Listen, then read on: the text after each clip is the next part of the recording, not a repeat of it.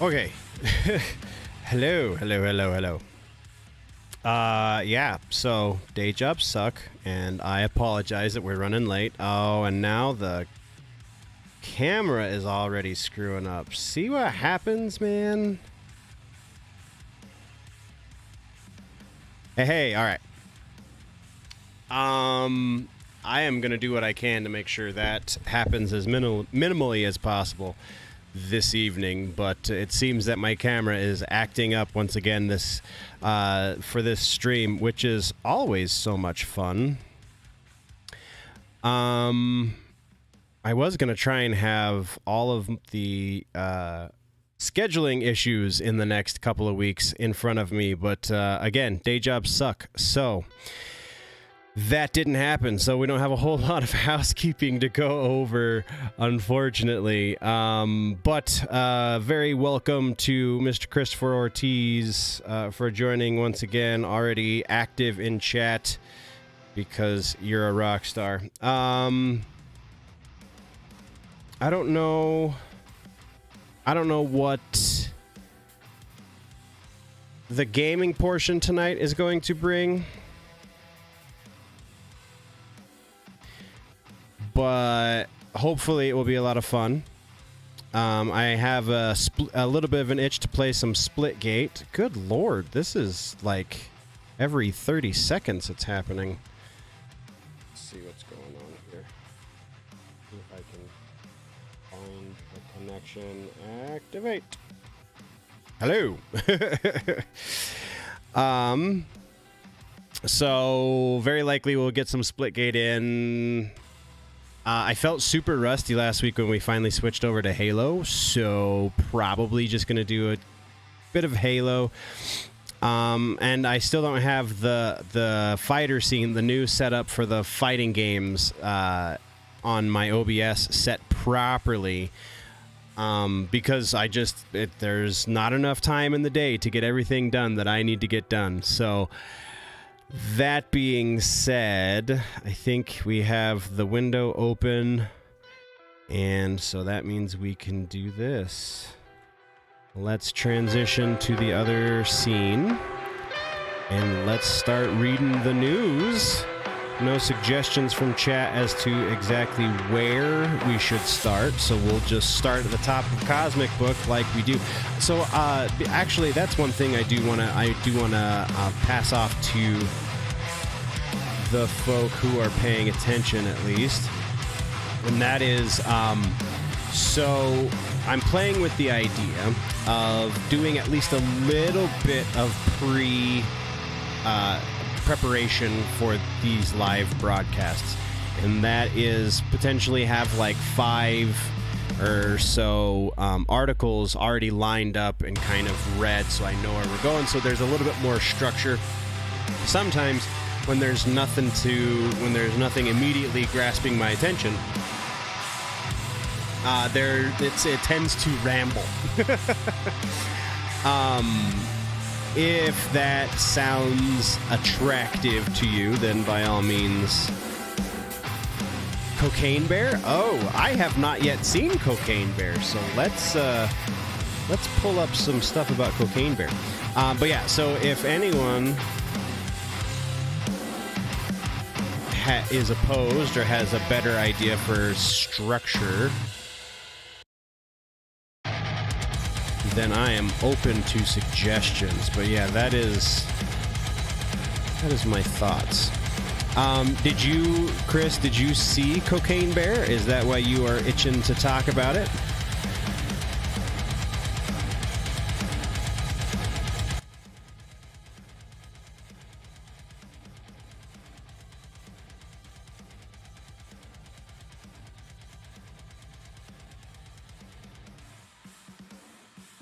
So, co-produced by Elizabeth Banks, written by Jimmy Warden, loosely inspired by the true story of the quote-unquote cocaine bear, an American black bear that ingested millions of dollars of lost cocaine in 1985. The film features an ensemble cast and includes Kerry Russell, O'Shea Jackson Jr., a.k.a.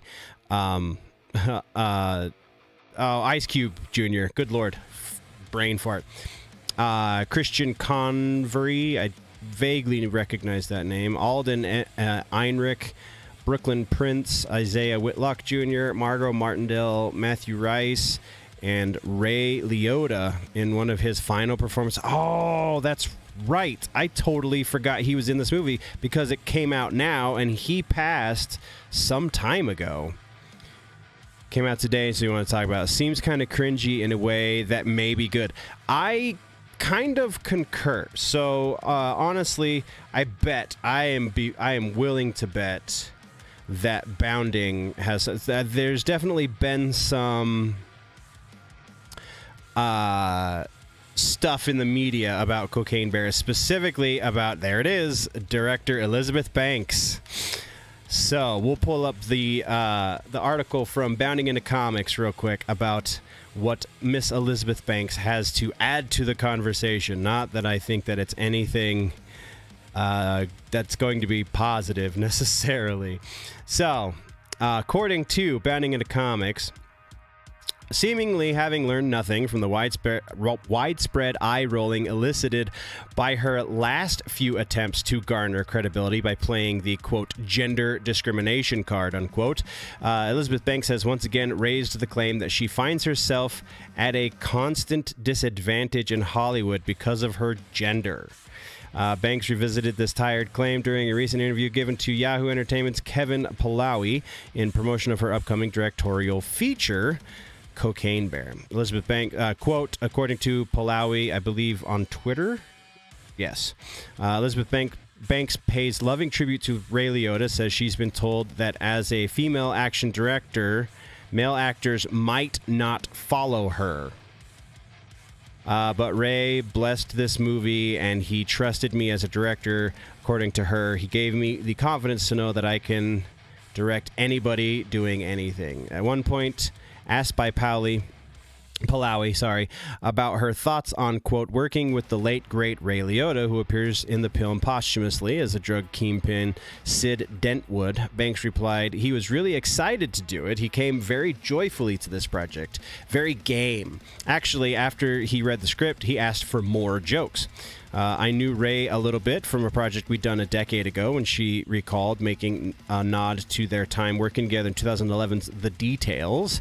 I knew, first of all, what a consummate professional he was, as actually has been said by many people who've worked with him, which is awesome, that he was going to come to the set and he was going to be ready, which he was. She goes on. He was going to commit to the bit, the Power Rangers star added. I mean, some crazy things happened to Ray Liotta in this movie. I don't want to give anything away, but he was fully committed to that stuff from minute one. Everything from the wig he wore to the clothes, he was just so game. So I'm assuming this is the wig she's referencing, and that is quite the thing. Using the moment to slightly pivot the topic of conversation, Banks then asserted, I mean, I'm just so grateful that he blessed this movie. He trusted me as a director. To this end, she explained, I wanted to make a big film. This is a lot of action and CGI, and it's very masculine kind of project. And I've been told by people in Hollywood, added by the director, or the author of this piece, I don't know if you can direct those things because I don't know if male actors will follow you. And I said to that, when Henry Hill, Liotta's character in Goodfellas, follows you, you can make anything you want. The director ultimately declared, so that was the gift that Ray gave to me. He gave me the confidence to know that I can direct anybody doing anything. As noted above, this is far from the first time Banks has attempted to promote her work by banking on identity politics. Speaking to the Herald Sun, 2019, ahead of the premiere of then upcoming Charlie's Angels reboot, which did disastrously. The director warned that, quote, if this movie doesn't make money, it reinforces a stereotype in Hollywood that men don't go see women do action movies. I feel like the first Charlie's Angels reboot movies did pretty well, so that's not accurate. Continuing, she says, they'll go and see comic book movies with Wonder Woman and Captain Marvel because that's a male genre. That seems pretty silly. Even though those are movies about women, they'll... Yeah. Even those movies about women, they put them in context of feeding the larger comic book world, so it's all about, yes, you're watching a Wonder Woman movie, but you're setting up three other characters, or we're setting up Justice League. That's not accurate at all. That's way to be informed, lady.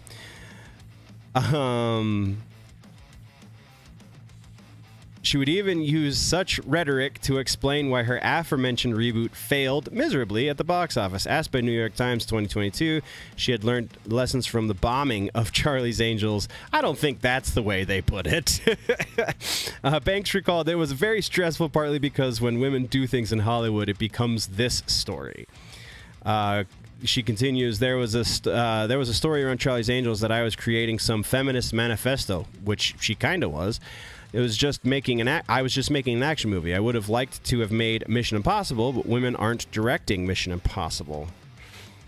Okay. I was able to direct an action movie, frankly, because it starred women and I'm a female director, and that's the confine right now in Hollywood. I wish the movie had not been presented as just for girls, because I didn't make it just for girls. I don't know about that. I honestly haven't seen it, so I can't necessarily speak directly to that, but that's not what I've heard about the movie at the very least. There was a disconnect on the marketing side of it for me. I would have liked to have made... wait. We literally just read that. Thank you, Bounding into Comics. Editorial staff, get your stuff together. I had been told by a big producer of action movies that I couldn't direct action, that male actors weren't going to follow me. Again, repeating ourselves. He was flummoxed at the idea that a woman would be able to lead The Rock on a CGI screen, I guess. That was said by someone with a lot of power in the industry to my face. Lead The Rock? I don't understand. Okay. Inspired by real-world exploits of one Pablo Escobar, Cocaine Bear hits theaters today. But there's no substance to this. This is just her making claims, and there's no, talk of the movie. So let's go back to the wiki, shall we? All right, so I'm not going to read that whole plot synopsis. Inspiration. Let's get to that. That seems really interesting. Because it looks like it's going to be a fun movie. Fun in the, oh my god, what the hell is happening on screen right now kind of interpretation of the word. So the inspiration. The film is loosely inspired by the events surrounding a 175-pound American black bear that died after ingesting a duffel bag of cocaine in December of '85. Cocaine had been dropped out of an airplane by Andrew C. Thornton II, a former narcotics officer and convicted drug smuggler, because his plane was carrying too heavy a load. Thornton then jumped out of the plane with a faulty parachute and died himself. Oh boy. The bear was found 3 months later in northern Georgia alongside 40 open plastic containers of cocaine. Oh my goodness. Bear is currently on display at the Kentucky Fun Mall. That's a mouthful. In Lexington, Kentucky, which named the creature Cocaine Bear in 2015. Film's plot differs from real-life events in a number of ways. Notably, the real-life cocaine bear is not known to have killed anyone after consuming the drugs, and what transpired in the time leading up to its death from overdose is unknown. Response to the film. Prior to the film's release, the story behind Cocaine Bear went viral on social media. Yasmin Tayeg of The Atlantic wrote that part of the film's popularity on social media may have been due to the appeal of man versus nature narratives or the shock value of the premise. I think it's more the shock value of the premise, but that might just be me. However, she noted that the bear was also presented in a sympathetic light by the film. That's cool. I honestly, from what I saw of it, I assumed average day in Ohio. Oh, excuse me. I'm still getting over this sick, but that's hilarious. I assumed that it was going to be presented as, I mean, let's go back because I vaguely remember reading that. Yeah, comedy horror. I assumed the horror element of it was going to be that the bear just becomes this big unstoppable machine. But if they paint the bear in a sympathetic light by the film, that's pretty cool, actually.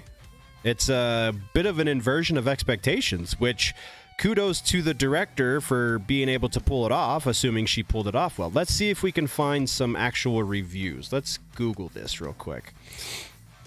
Cocaine Bear reviews. Let's actually... Rotten Tomatoes was right there. There it is. Rotten Tomatoes. Let's go to the Rotten Tomatoes and let's see if we can see some of these. So the reviewers score is a 70% and the audience score is 74%. So seems to be approximately right where you were anticipating it there, Chris, because if it's averaging a C, then I would put that as a safe bet that it's cringy in all the right ways. 195 reviews, 250 plus on the audience. So, top critics? Starting with Hannah Strong for GQ. Learn how to code. Gah. This is why I don't read stuff. Oh, my camera is definitely falling here. Hold 2 seconds. Ladies and germs. While I screw with the camera. Okay. So. From The Atlantic, David Sims, Cocaine Bear would have been a triumph if the jokes landed, but the zingers just aren't up to the mayhem, and though the character actors are all capable of sterling work, there's nobody to root for here. Oh, that's unfortunate. That's actually, I think that's a big problem with modern cinema in general, is I feel like most directors are kind of losing the plot as to how to tell a good story in a lot of ways, in that there's no singular focus of a lot of movies. A lot of action-oriented movies, you have such an ensemble and you're trying to give everyone their time in the spotlight that nobody gets fully developed, and so it's like, I don't really care if any of these people die.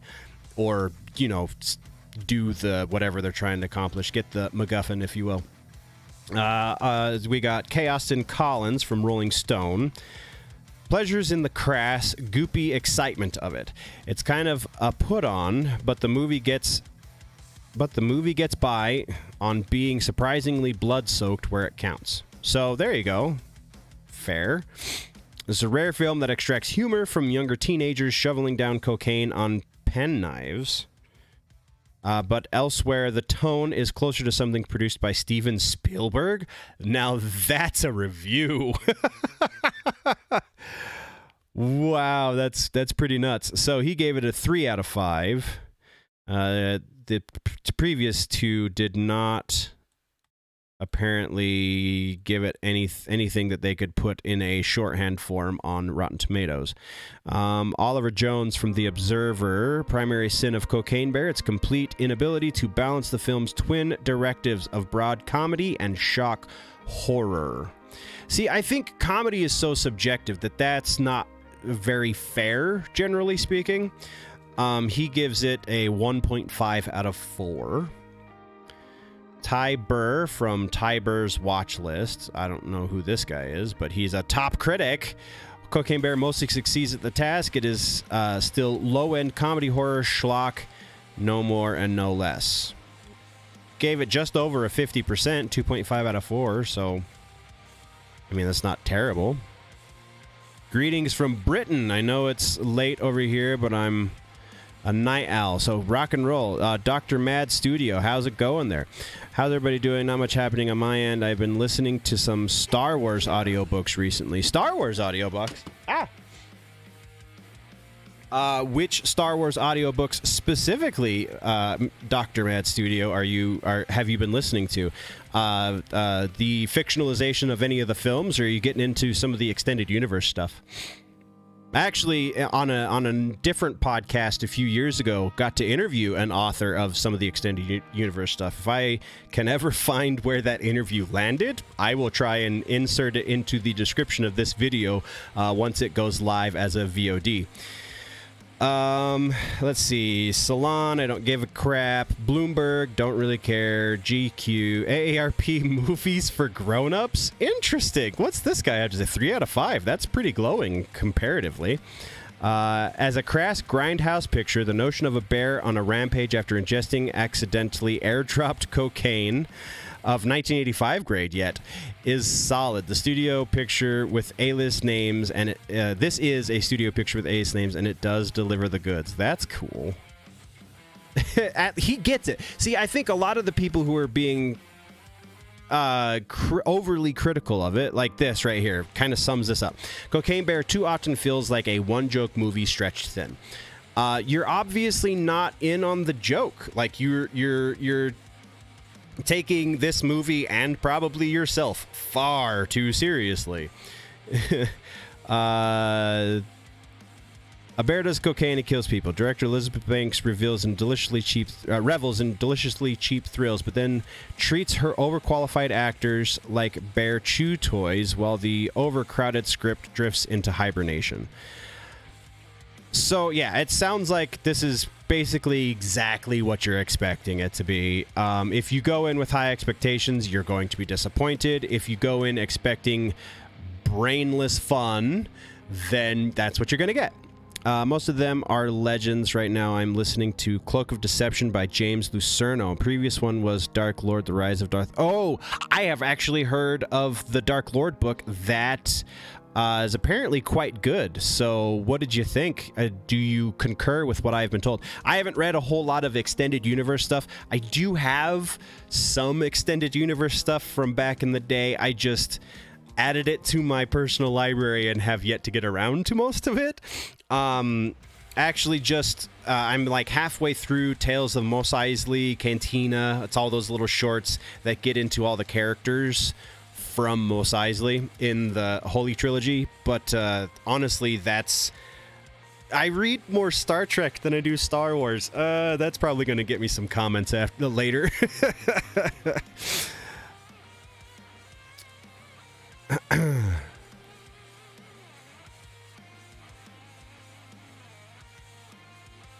All right. So continuing on. All right. So does that scratch your cocaine bear itch there, Mr. Christopher Ortiz? Do you have anything to contribute? I guess that's a better way of saying it. Do you want to inject anything into that conversation based on those reviews or anything? Does it make you more or less want to see the movie? I guess that's a fair way to sign off on that. I, Jedi. That one I have also heard is quite good. Yeah, I definitely have heard that I, Jedi is one of the better ones.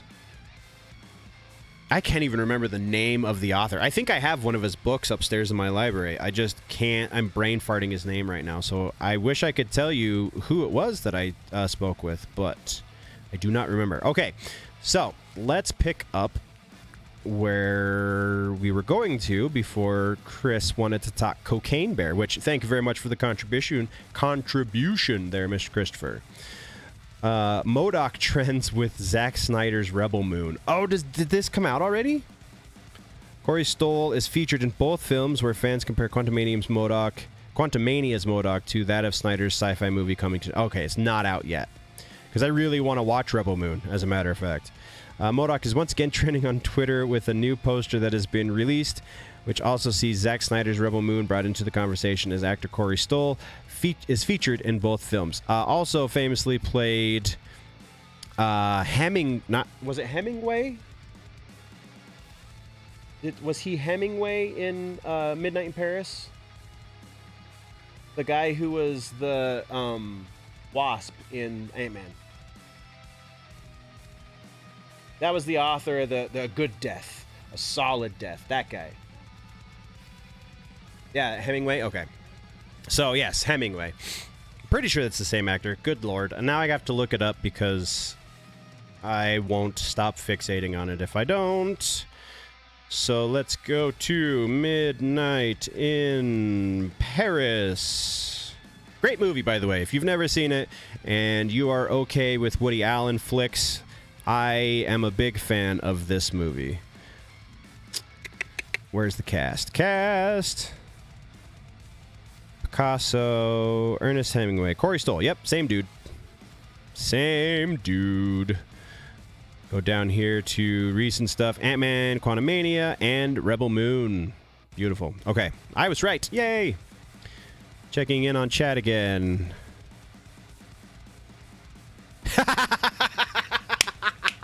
There is a Cocaine Bear Funko Pop. That's awesome. Tons of other audiobooks like Doctor Who, Harry Potter, and H.P. Lovecraft. Actually, that's how I was able to get past book number 1 in the Harry Potter series, was through audiobooks. So, yeah, that's good on you. Also, a great way to get through some George R.R. Martin, because he can get pretty verbose, especially if you're reading Song of Ice and Fire. Martin is a good one to get on audiobooks because, yeah, there's a lot to slog through. Though I do recommend reading the Wild Cards books because they are done in such a way that they're easy to digest in small clips, so you can legitimately read like a chapter, maybe 2 at a time, because of the way they're put together. It's easy to digest that way, and I prefer reading to listening to audiobooks unless it's an author that either I enjoy but has a tendency to bore me, or an author that is just far too verbose to keep my attention. I'm considering trying to listen to some Stephen King, just because I can't read the man's writing. I think he gets paid by the word, to be 100% honest. When I saw it on the Funko Instagram, I was like, I need to. Is it the bear? Is the bear the Funko? Because that makes sense. I think it would be hilarious if they put. I'm gonna go pull this up too. If they put Ray Liotta's character with that crazy wig. Let's Google image. Ray Liotta. Cocaine Bear. Look at this. That would make a hell of a Funko Pop right there. Let's open this image. Open image in new tab. Right there. That would make a hell of a Funko Pop. That's great that they made that into a Funko, right?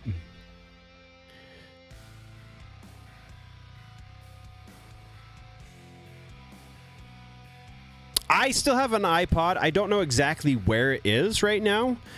I would use it if I knew where it was. I was using it up until I moved into my new house, because it's convenient. It's easy. iTunes recognizes it. I don't have to like go into the back end of iTunes to get my MP3s to put them onto, because I have a little MP3 player with removable media. So in order to put any of my podcasts or any music that I've gotten from iTunes, which I don't have much of that, but audio at all that I get through iTunes, I have to go into the back end of iTunes and find the individual MP3s and then load them onto my MP3 player, and it's this whole big mess. Whereas when I was using my iPod, I could just dump them easy.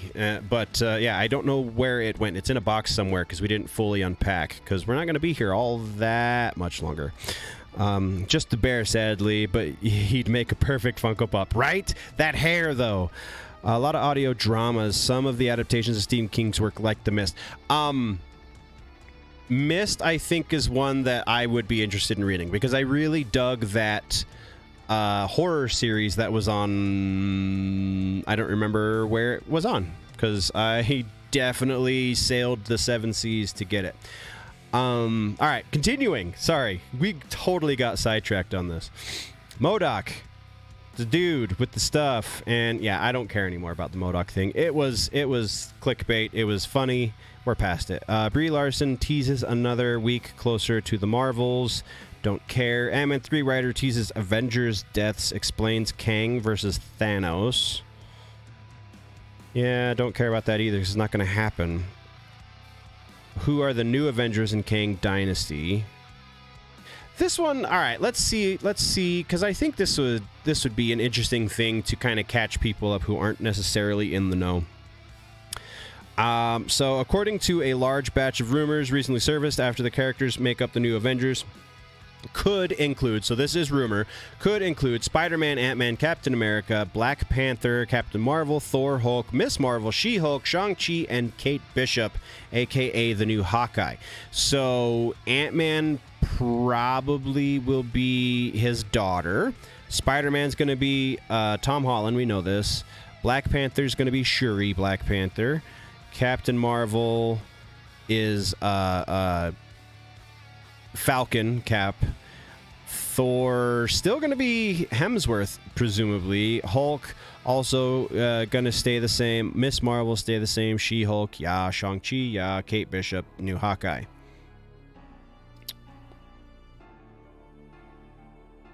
According to YouTuber Grace Randolph, she heard Daniel Cretton, who is directing Kang Dynasty, wants both She-Hulk and Hulk in the film, as well as Moon Knight. Oh, that's cool. Quantumania teased a Kang from Egypt, so there is the connection. And of course, Shang-Chi, the rings of Shang-Chi seem similar to Kang's tech from Quantumania. Since Cretton also has a history with Brie Larson from other movies, it's also guessed that Cretton will bring Brie Larson as Captain Marvel. That makes sense. Bonus is Cretton likes to write his own movies, so with Ant-Man and the Wasp Quantumania not doing all that well, it's guessed Cretton will in part be writing Kang Dynasty along with Jeff Loveness. That's a hell of a name. Who does Feige want in the Avengers? Charlie Cox, Daredevil. Yes. That would actually make a whole hell of a lot of sense, because I think Daredevil, the season of Daredevil, will have just finished by the time we get to Kang Dynasty. And that's it. Fans love Daredevil, so there's a win.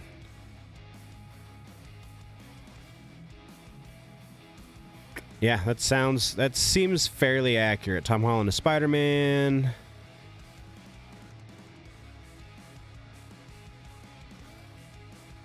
All right, let's move right along. Let's get to...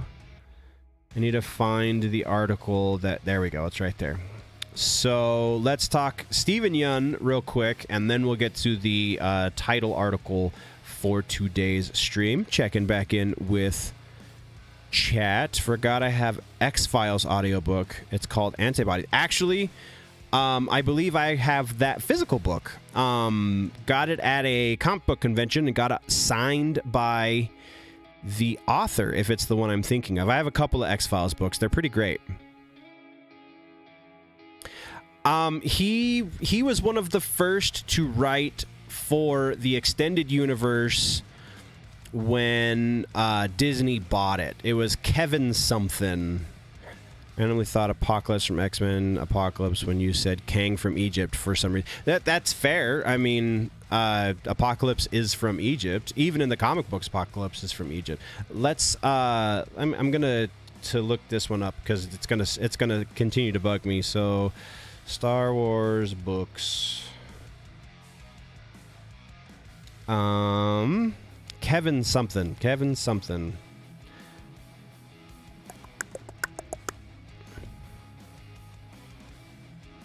Heir to the Empire? No, Timothy Zahn. Let's go to...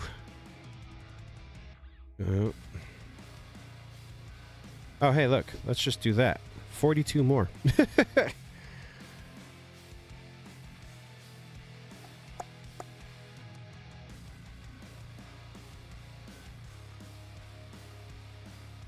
E.K. Johnson. Maybe it wasn't. Maybe I'm misremembering the Kevin thing.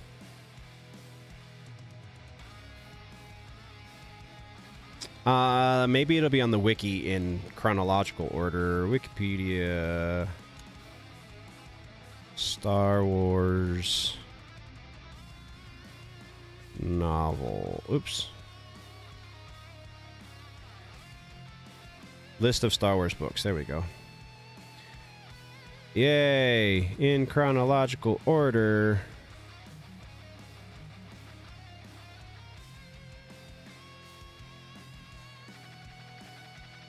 It would have been back here somewhere.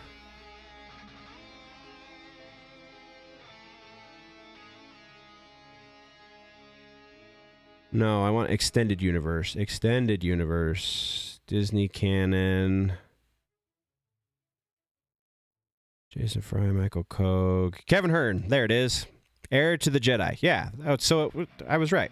It was right after this book came out, Heir to the Jedi. I interviewed for a different podcast that I was doing at the time, Heir to the Jedi. Name of the podcast, you might be able to find it on YouTube. I honestly cannot remember where this landed. If it was just up on our SoundCloud, which I believe has since been taken down, or if it went up onto the YouTube page as well. But the name of the podcast was Eclectica Cafe, and we interviewed Kevin Hearn. It was a pretty cool interview. He was a lot of fun. It was over the phone, so the video is probably not super interesting if it did land on YouTube, but apparently there is an audiobook for it. So there you go, Doc. You can read the audiobook. Kevin J. Anderson. Oh, yeah, no, so it's not the one I was thinking of. Kevin J. Anderson is actually quite good. Kevin J. Anderson is the co-author of the extended Dune universe books as well. He and... I'm brain farting everyone's names. It's usually how it goes when I'm on stream. Dune novels...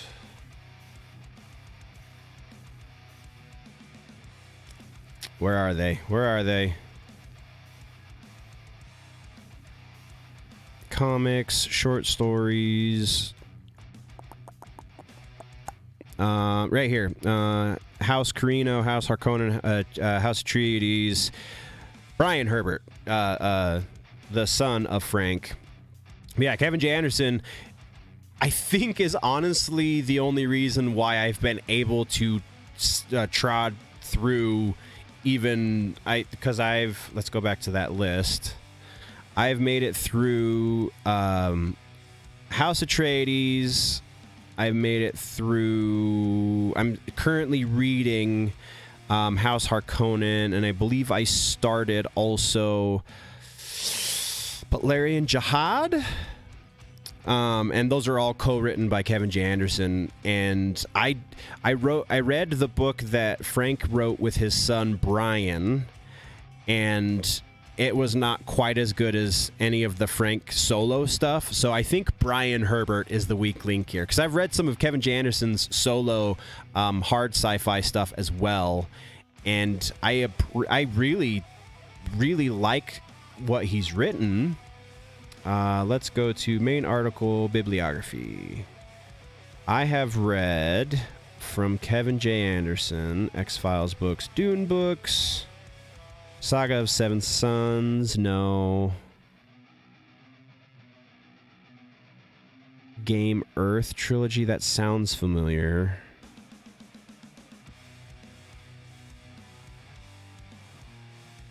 It's been a minute, so I can't remember exactly where. But, yeah, I think Kevin J. Anderson is the... Maybe it was actually his JSA run. Maybe that's what I'm thinking of. No, I read something legitimately... I'm never going to remember, so it's kind of a futile... way too much ADD in my head to remember that, because it was only one book. But I remember really liking it. So, yeah, Kevin J. Anderson Dune books... the Kevin J. Anderson elements are what's readable from that. Darth Maul Shadowhunter. That sounds cool. Sam Witwer even. No kidding. Seriously? That's brilliant. You should totally get that one, yo. Because Darth Maul is great. All right, continuing on with the news. Steven Yeun joins Marvel's Thunderbolts as the Sentry. Actor is already known for playing Superman character, or maybe he is also playing the MCU version. Steven Yeun has joined Marvel's Thunderbolts, said to be in a key role, possibly as the Sentry, who is rumored for the film. Actor is known for The Walking Dead and voices Invincible in the animated series streaming on Amazon, which is freaking-tastic. If you have not watched it, you should.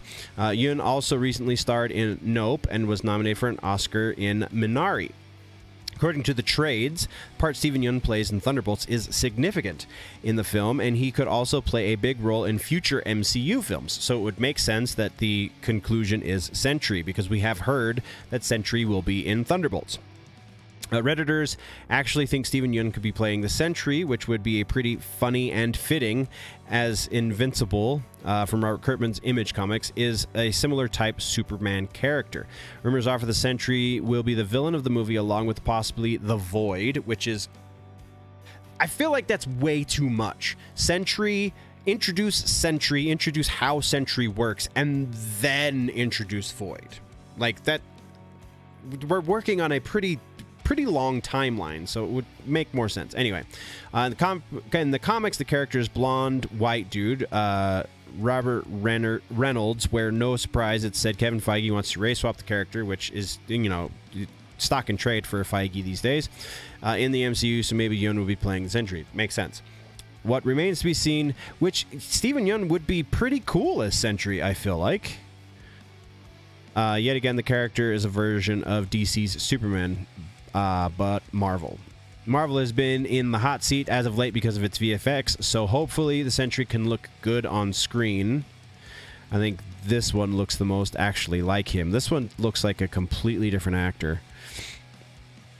Here's Steven Yeun as Sentry, as whipped up by the Mid-Journey AI bot on Discord. Thunderbolts getting released 2024. Okay, yes. So now here we go. Dun dun dun. Speaking of books and things, Lord of the Rings, new Lord of the Rings movies in the works from Warner Brothers Discovery. Is this something we actually need, Mr. David Zaslav? Warner Brothers Discovery CEO David Zaslav made the announcement during the company's Q4 investors call, as they want more big franchises. New Lord of the Rings movies are going to happen from Warner Brothers Discovery and Middle-earth Enterprises, because I believe Warner Brothers Discovery owns Middle-earth Enterprises these days. Actually, no, I think I might be mistaken, because they also are licensing out the Amazon show, and so that wouldn't make sense. So I am mistaken. Never mind. Don't listen to me. Purdue. The announcement was made Thursday by Warner Bros. Discovery CEO David Zaslav in the company's Q4 investors call, where the stock is up over 64% since the first of the year. People are freaking out because Zaslav has, like, woke folk types are freaking out because Zaslav has taken over the company and is doing effectively what he wants, and he's the one that canceled all of the things. Like, there was an Adam Conover video that went out very recently about corporate mergers and how they're this horrible thing, which by and large he has many good points in the video, but I think his point about the Warner Discovery merger is highly invalid, and he's just bitter because his show got canceled in all of the aftermath. Hey, thanks for stopping by, Dr. Mad Studio. Appreciate it. We hope to see you again in future streams. Much love, and yeah, it's gotta be super late out there in England, so yeah, go get some sleep, boss. All right, continuing on with the article.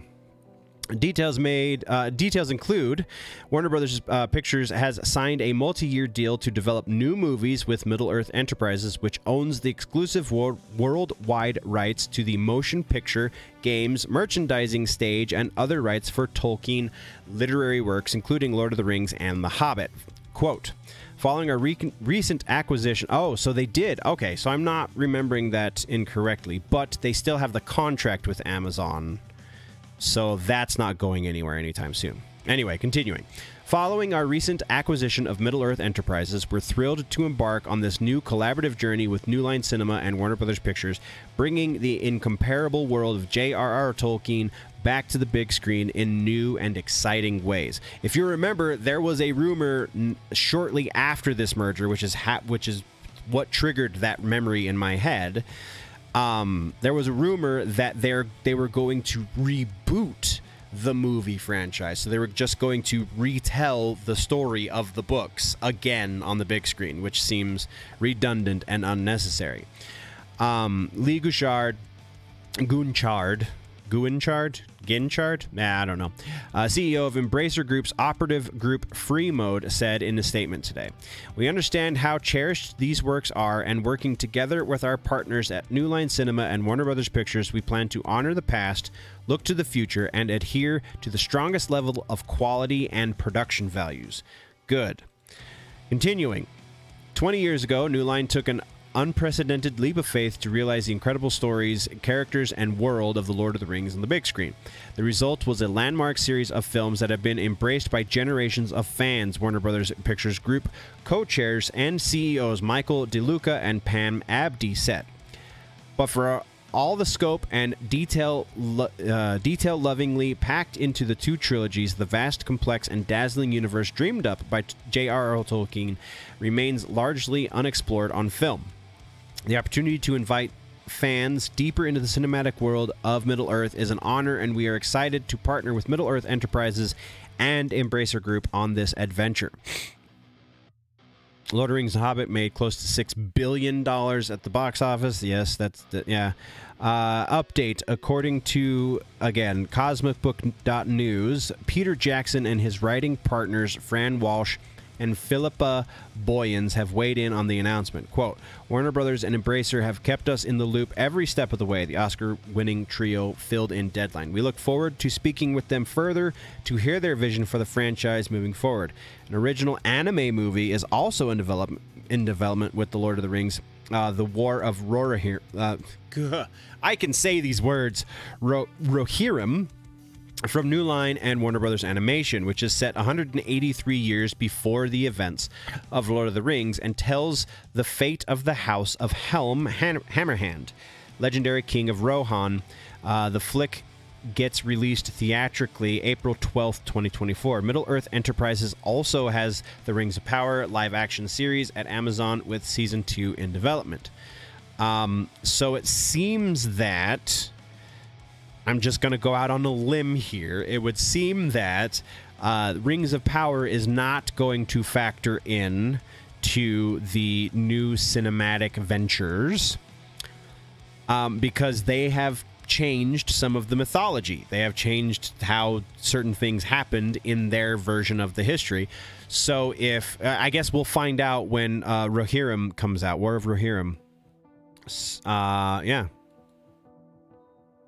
Wonderful. That's really cool, actually, because that sounds a little bit better than what the headline wanted me to think. New Lord of the Rings movies in the works from Warner Bros. Because that, again, I was going off of the rumor that we heard a few months back about how Lord of the Rings was going to be rebooted. This sounds like they're going to just tell different stories in this world that is so elaborately created by Tolkien. So that's pretty cool, actually.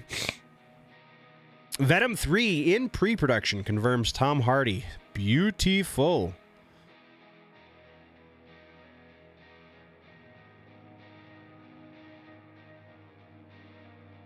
Hogwarts Legacy, biggest global launch ever for Warner Brothers games. Record breaker. That's hilarious. Hilarious.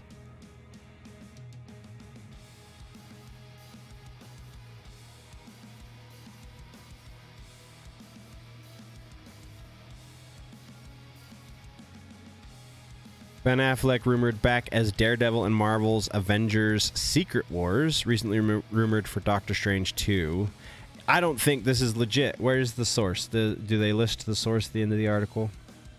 Do not list the source at the end of the article. Maybe they list it in the article itself. So, rumors are that Ben Affleck will be suiting up as Daredevil in Marvel's Avengers Secret Wars movie. Affleck played the Man Without Fear 2003 movie, made a decent $179 million at the box office, but wasn't well received by both fans and critics alike. However, the R-rated director's cut has been generally better received, and the flick has become somewhat of a cult favorite among fans. Really? Who likes... I mean, I've never seen the director's cut, so I can't speak to that, but I don't know how a couple minutes of extra footage is gonna save that movie. So I don't know. Yeah, it did. Tell me I'm wrong. Change my mind, I guess, is what I was looking for. The movie spawned a spin-off starring Affleck's former wife, Jennifer Garner, as Elektra, where Ben Affleck was supposed to appear again as Daredevil and filmed the part, but the scene was cut due to fears surrounding the couple's romance hurting the film. So with Marvel's big Avengers Secret War movie in the works, said to be a huge multiverse movie, rumors offer Ben Affleck will be back as Daredevil alongside Charlie Cox, who has joined the MCU and will be starring in the upcoming Born Again Disney Plus series. Details are scarce, sorry, but the rumor comes via giant freaking robot. Oh yeah, so no, take this one with a giant grain of salt, because these guys have a very mixed track record as far as getting stuff right. However, Ben Affleck Daredevil appearance in Avengers will most likely be somewhat of a cameo role. So yeah, he'll just walk on, say something, and walk off. The site also recently said Robert Downey Jr. will be back as Iron Man, and a large batch of MCU rumors have offered Robert Downey Jr. will be suiting up as Iron Man in Avengers Secret Wars, but they said very explicitly that he's not returning. Previous rumors have offered Marvel actually sent contracts to Affleck's people for a return as Daredevil and Doctor Strange Multiverse Madness, but since the flick didn't feature that many multiverse characters, maybe Ben Affleck returning as Daredevil has been saved for Avengers Secret Wars. I don't know if I can do that. It's possible the flick will feature many cameo roles, as Deadpool 3 and Wolverine also happens to be said to be multiverse flick featuring cameos from Fox Studios, Marvel, Fantastic Four, and X-Men movies. So expect even more in Secret Wars. I can't put much faith into the potential of that. And also, who really wants that? Flash movie debuting at CinemaCon. Warner Brothers has a lot of faith. That seems to be accurate. Batman, Black Panther, Lead Critics' Choice Super Awards nominations. Interesting. Ant-Man, Black Panther, The Marvels, VFX, a big mess. Yeah, no kidding. I think we are done here. Let's move. What time is it? It's 8:30. We'll get one music piece, and then we will take a momentary break and return for the gaming portion of the evening. So let's pick well, shall we? Let's go to Metal Injection. Usually does this pretty good for music news. 8 old school death metal bands that need to release a new record. We could get into that, but I think that would take up a lot more time than I want to give it. Mastodon's Bill Kelleher wants to write shorter songs. Is very influenced by New Turnstile. Interesting. Nordic Frost brings new Melancholy with new single Purge of Eye. Moontooth announces first show back as guitarist recovers from life-threatening illness. That's cool. Venomous Concept. I like that name for a band. That's cool. Good Ship Lollipop. Kings of Thrash debut single has riffs intended for Rust in Peace. That's cool. But we can't hear them. Aww. Enslave. Gorguts add more to Maryland Deathfest. That's cool. Doth. Mike Portnoy. Man, I was wrong. I chose incorrectly. Metal Injection is not following through this time. Everyone cheats at down picking. It's fine. Shocking revelations.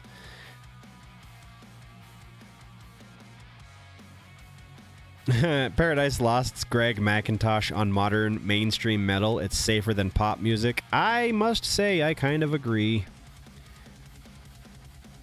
Typo Negative and Crowbar members form new band I Am. Oh, that's cool.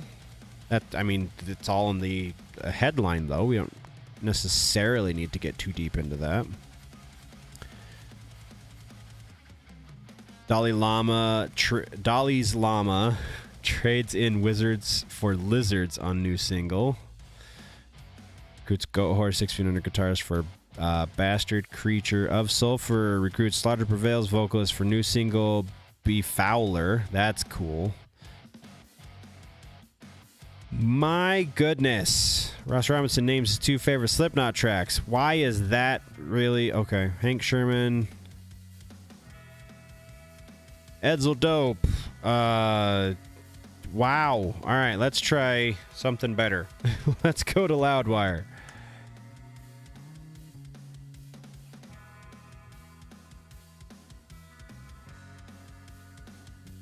Static X unveil new Zero mask. Oh boy.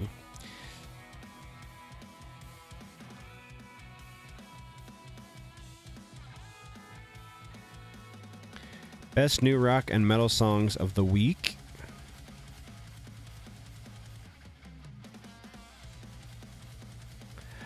Oh boy. Cradle of Filth. 29 years ago, Cradle of Filth released their debut album. I'm old. Wes Scantlin arrested for trespassing at former home. All right, this is an update on something that we've been talking about for a little bit, since it actually broke a little over a year ago, I believe, at this point. Tom Morello thinks Post Malone collab could be the next Beat It. All right, so maybe we're going to do 2 music pieces. First one, Marilyn Manson. Let's update everybody on the Manson situation, because he has already had at least 1 set of charges dropped, but then he picked up another set of charges for something else, not directly related to this stuff. So this all comes from the Evan Rachel Wood situation. That is the situation we've been keeping tabs on since it happened. So let's get into this ever so briefly, even though it is a mite bit unsavory for the channel these days. One of the women who accused Manson of his bad doings and abuse, alongside the actress Evan Rachel Wood in 2021, Ashley Morgan, Smithline, a.k.a. Ashley Lindsay Morgan, says in new legal filing that the allegations were untrue and she was, quote, manipulated by Wood, according to a report. Last year, Manson, the rock singer whose real name is Brian Warner, sued Wood, his ex-fiancée, for defamation, claiming she formed a conspiracy against him. Sworn statement from Smithline filed the singer's lawsuit filed by the singer's lawyers, February 23rd, claims Smithline was, quote, manipulated by Miss Wood, unquote, to agree to, again, quote, spread publicly false accusations of abuse, unquote, against Manson. She says, I succumbed to pressure from Evan Rachel Wood and her associates to make accusations of bad things against Mr. Warner that were not true, as reported by Page 6. She continues, I started to believe that what I was repeatedly told happened to Miss Wood and others also happened to me.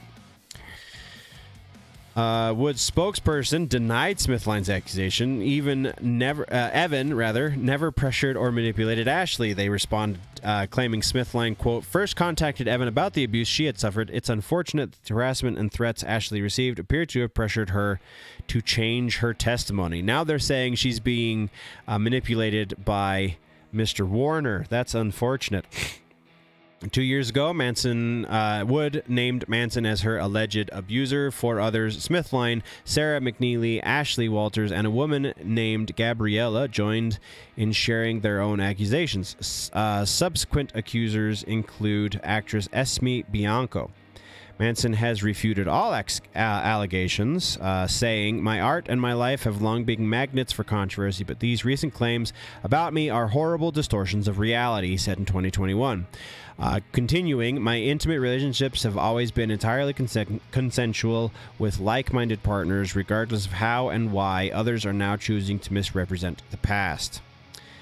That year, Smithline sued him and spoke to people about her claims. Judge dismissed the lawsuit in 2020. So that was the one that was dismissed, apparently, was the Smithline accusations. As summarized by Billboard, Smithline claims she was initially contacted by other alleged victims, but that when she denied abuse occurred to her, she was told repeatedly she might not remember it. Quote, while at first I knew Mr. Warner did not do these things to me, I eventually began to question whether he actually did, Smithline writes.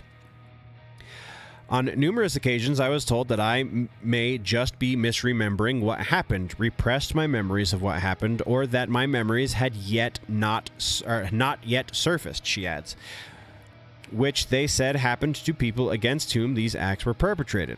Once Smithline agreed to participate, she said that Emma Gore, an associate of Woods, drafted an accusation statement for her and posted it to her account.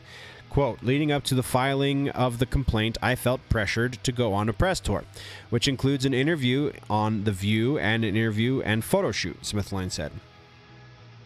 I was very uncomfortable doing this press, but felt pressured to it, Smithline also claimed. She didn't receive money from Mr. Warner. See a timeline of the allegations under the video.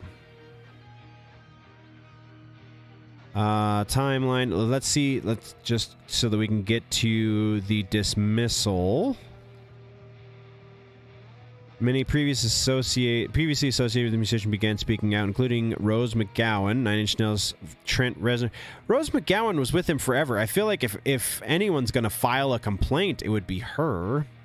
Limp Bizkit's Wes Borland, because that makes sense. Sharon Osbourne, Dita Von Teese.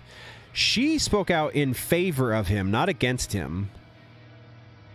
Oh, so maybe Rose. Okay, I do remember Rose saying something, but I think she was also she was trying to support him and not going against him. And a stylist who accused the singer of putting a weapon to her head. Conducted a wellness check. Heavy metal singer Otep Shemaya accused Manson of bad things with his current wife, Lindsay Usich, whom Manson married in 2020. Artist manager Tony something, who worked with Manson for over 25 years, cut ties with the musician in 21. Esme Bianco's accusation happened in 21. Investigations against Manson following week. Manson accuser Bianca Elaine said she would speak with the FBI. Report service Bianco had sued Manson. In response, Manson issued a statement through his lawyer claiming the accusations were provably false. In 21, Smithline spoke to People magazine.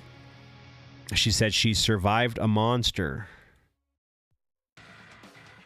Dude, this is quite the freaking timeline. Warrant for his arrest in 21. I remember that. I think we talked about that, actually. Reports girlfriend Manson sued him. Described disturbing details of the alleged abuse.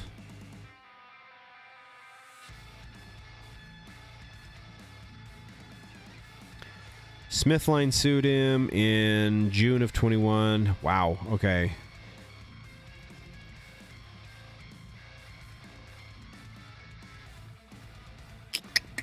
Pleaded not guilty, consented to, well,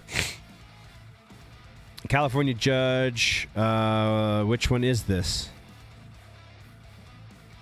By the statute of limitations. Oh, that's right. That one was from a Jane Doe. That was the first one that got dismissed because statute of limitations.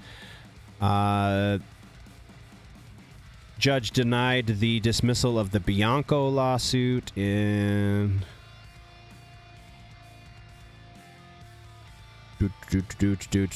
Where is the other dismissal? Search warrant. However, when cameras were rolling, he started to do things for real.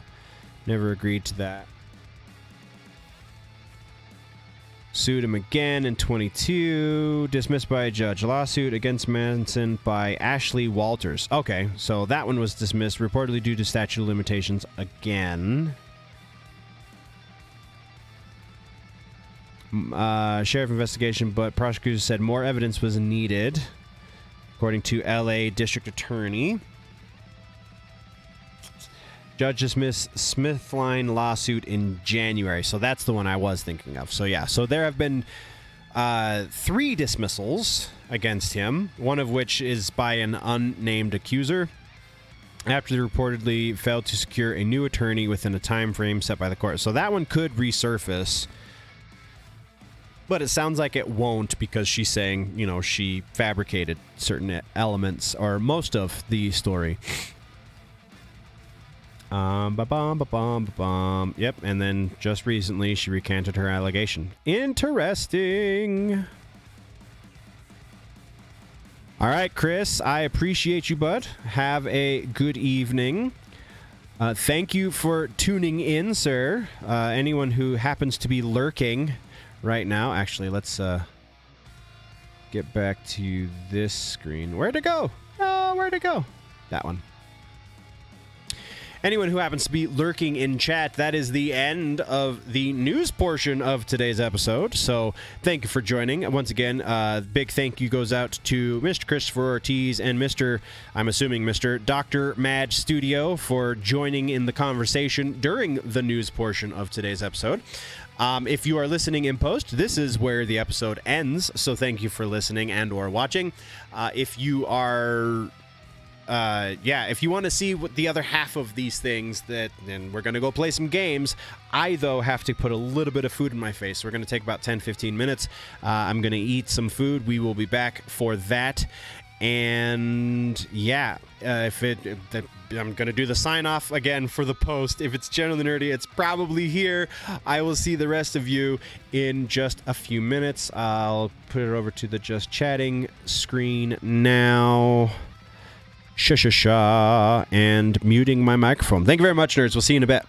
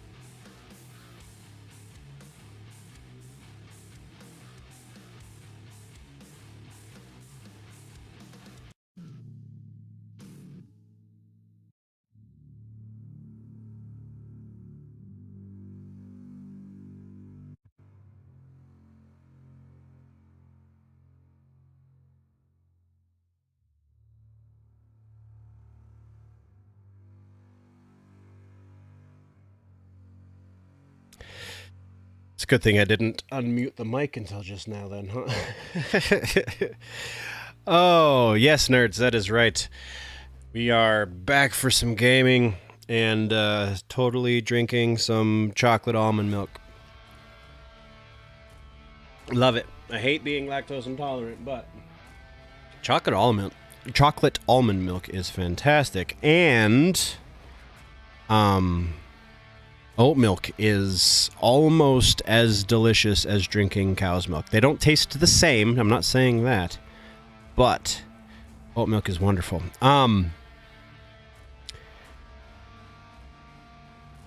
Also, oh yeah, that's what I was going to say. I had this whole thing planned out when I sat down, and then I totally spaced it off. Also, for those of you out there who are like me, who are lactose intolerant, which I'm sure there are many of you, actually probably many more than know it, because most people after a certain age are lactose intolerant. If you are looking for good milks to drink, the brand called Not Milk, which their marketing includes like a big red X or something, that's not a good one. It's not terrible, but their marketing says that, what is that? Oh, their marketing says that it tastes just like real milk. No, it doesn't. Absolutely does not. So don't believe the hype. Actually, no, we're gonna start with Splitgate. Where'd you go, Splitgate? Hopefully, there it is. Yeah, it is. Ooh. I haven't played this in too long, man. Let's go. Oh, we're already there.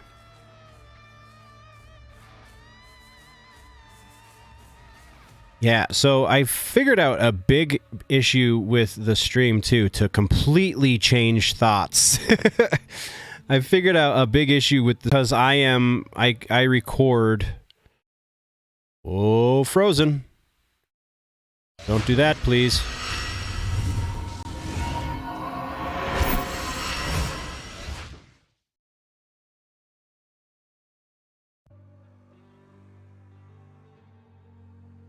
Oh boy, I don't know what just happened, but we froze for a moment, so let's go check the stream health. Okay, we're good.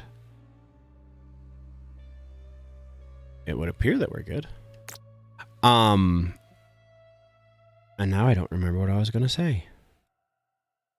Because I got distracted by the thing. Sad times. Whatever. Let's switch this over to the shooter scene, shall we? Oh, the stream.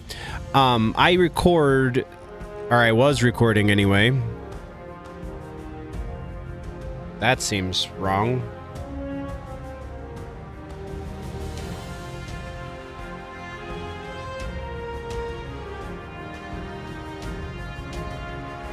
Why is my camera not working?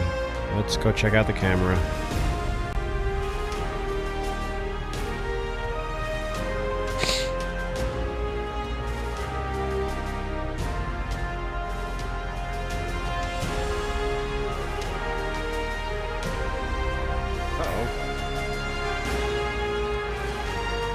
Well, apparently my camera is not working right now. That's fun.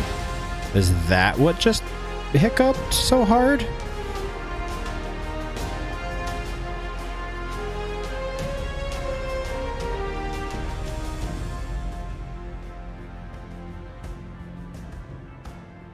Oh dear.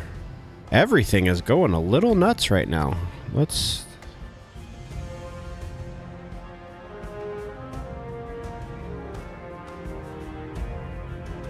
Oh, bother.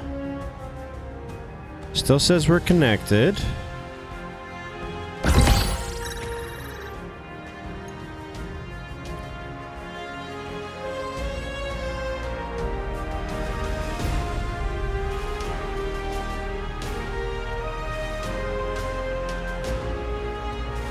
What is going on, computer?